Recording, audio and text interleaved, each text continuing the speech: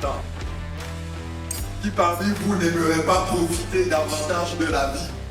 Très chère Madame, Mesdemoiselles, Messieurs, je vous prie d'accueillir ici la patronne Madame Tobi Ophidia, ici, sous vos sauvations, sous sa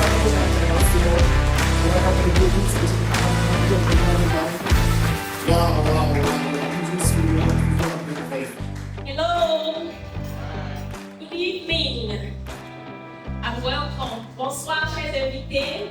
Je suis le country manager et représentant de Fighter Society Cameroun.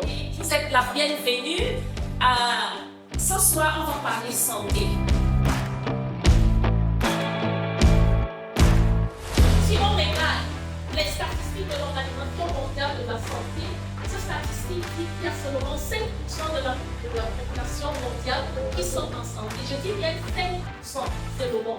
Et il y a 20% qui sont en état, c'est-à-dire des personnes qui sont vraiment malades. Et il y a 70% de population mondiale qui sont en sous-état de santé, c'est-à-dire ces personnes qui ne sont pas couchées dans un hôpital malade, mais en même temps qui ne sont pas en bonne santé. C'est quoi la santé? La santé, ce n'est pas une absence de maladie.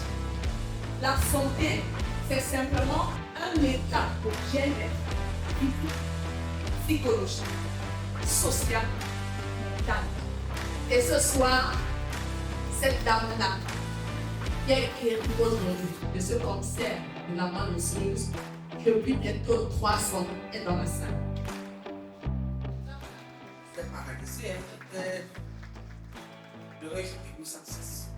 Il était l'un de nos premiers patients qu'on a mis sur la thérapie cellulaire ici à Douala.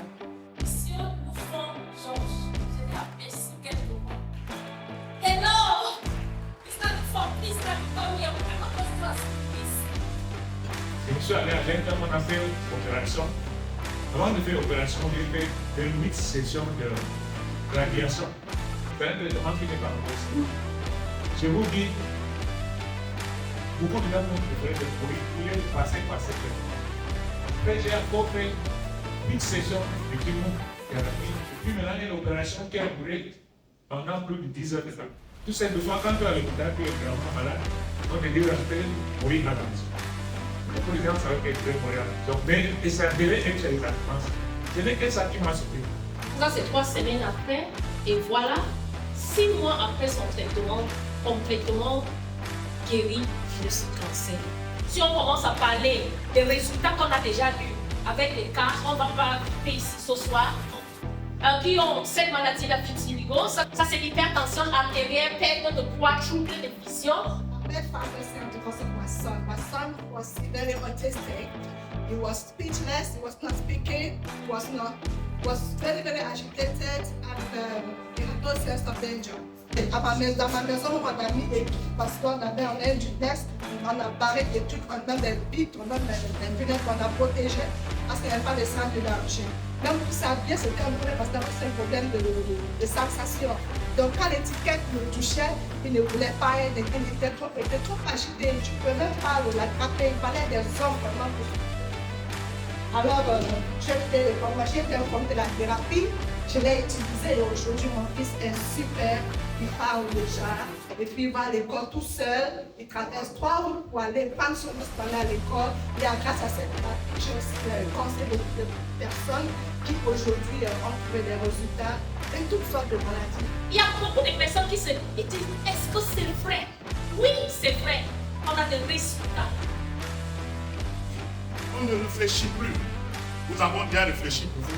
Mettez-vous tout simplement sur cette thérapie. Si vous investissez sur vous, ça vaut la peine. Parce que nous construisons des belles maisons. Mais quand il s'agit de construire le corps qui travaille tout cet argent, on commence à réfléchir.